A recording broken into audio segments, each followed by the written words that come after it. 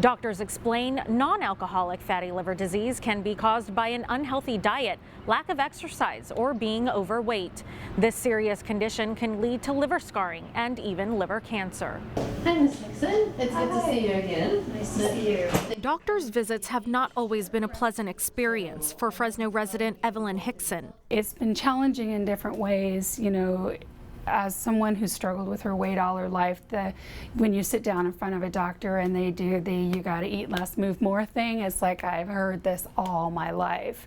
Evelyn's list of health issues include fibromyalgia, rheumatoid arthritis, and anemia. She was also diagnosed with fatty liver disease. At my worst, what I feel is really extreme exhaustion, tired, you feel fluish. Dr. Marina Reutman is the liver program director at UCSF Fresno. So fatty liver disease is literally, as it sounds, is an accumulation of fat in the liver. Having an accumulation of fat in the liver over time can be as damaging to the liver as drinking alcohol or having chronic hepatitis C. Dr. Reutman says those most at risk for fatty liver disease are people who are overweight. Other things include having high cholesterol, having high blood pressure, poor diet, sedentary lifestyle, lack of exercise.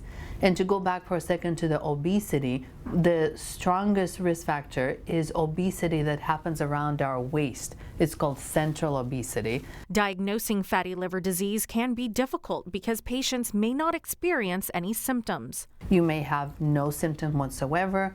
You may feel, a little fatigue, maybe not your usual energy level, maybe a little discomfort on the right side of your abdomen under the rib cage. When Evelyn was diagnosed years ago with fatty liver disease, biopsies were taken from her liver, which was much more painful and an invasive procedure. But Dr. Reutman says new technology like the FibroScan can detect scarring in the liver, and it's not so invasive to the patient. If the liver is full of fat deposits, remember we talked about that the fat is not around the liver but inside the liver.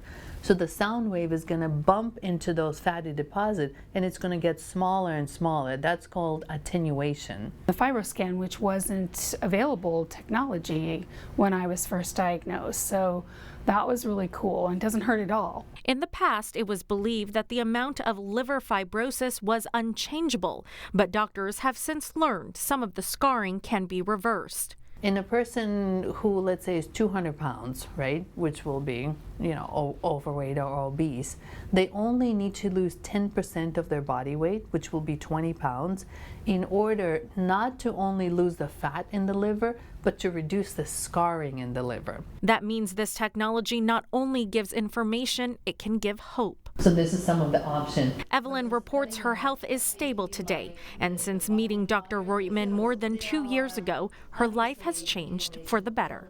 She's been really cheering me on. I've lost 20 pounds. I've changed my diet. I'm feeling better from that standpoint.